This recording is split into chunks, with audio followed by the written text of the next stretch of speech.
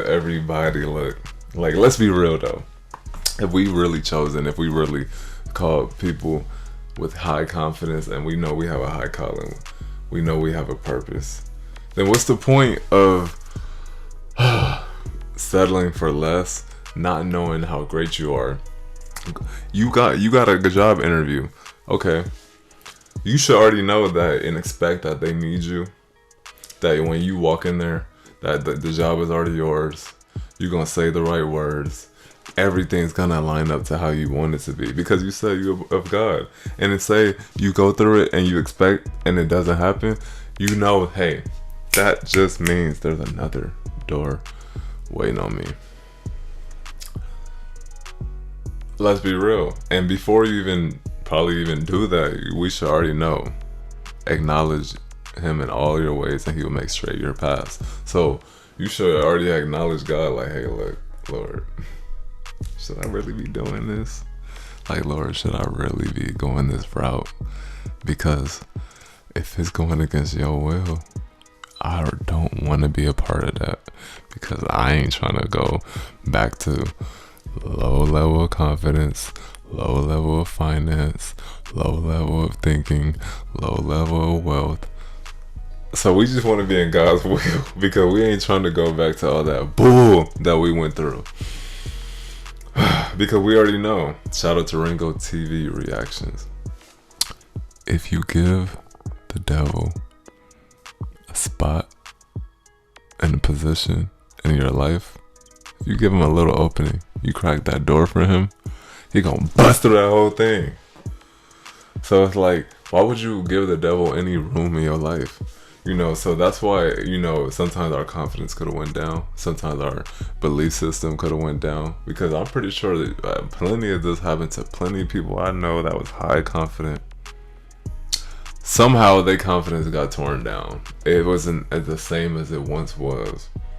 And that's because they allowed the devil into their life. Either through a friend, through a girl, especially when you don't got game. You allow anything to happen. So it's like, when people of God should have supreme confidence to the point where it's like, man, it didn't go my way, but I know I know the desires of my heart are getting answered right now as we speak, even if I don't see them, even if it's not happening, even if it's not what it looks like, even if it seems like nothing could change. But I said I believe in God. I said I believe in his word. So I'm going to stand on that. And say we standing on that word. And okay. He can't fail you. He might push you to the edge, then catch you right back. He said, yeah, you thought I was going to let you drop. No. I told you. He don't lie. He told you I don't lie. He's not a man of lie. He's not a man that his word returns to him void. So he don't gotta do all that. He's not man. His thoughts are not our thoughts. His ways are not our ways.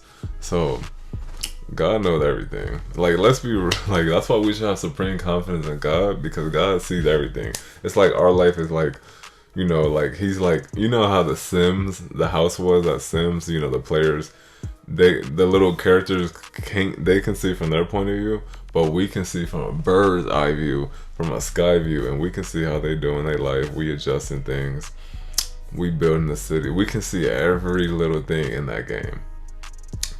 How you think God is? Omnipresent. Oh, I'm itching. But like, you know, so it's like, that's why we should be happy. Like, we should be walking places like knowing like, hey, I'm sent to be here. You know, if I gotta, maybe this is not the job that you want to work, but for some reason you are sent to work there, and you gonna change the environment. And when you leave, people gonna feel that you left. But you know, it won't be like that if you just sitting there like with an attitude or acting like somebody owe you something.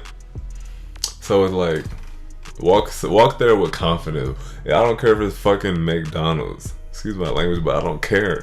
Because if it's McDonald's, if it's Burger King, and you walk in there like you own it, maybe there will be one day when you actually do buy a McDonald's, buy a Burger King, you invest into it, and you tell people, hey, remember I used to work at Burger King? Remember I used to be handling it, all this? I was the shift leader. Shout out to the shift leader. But like, look.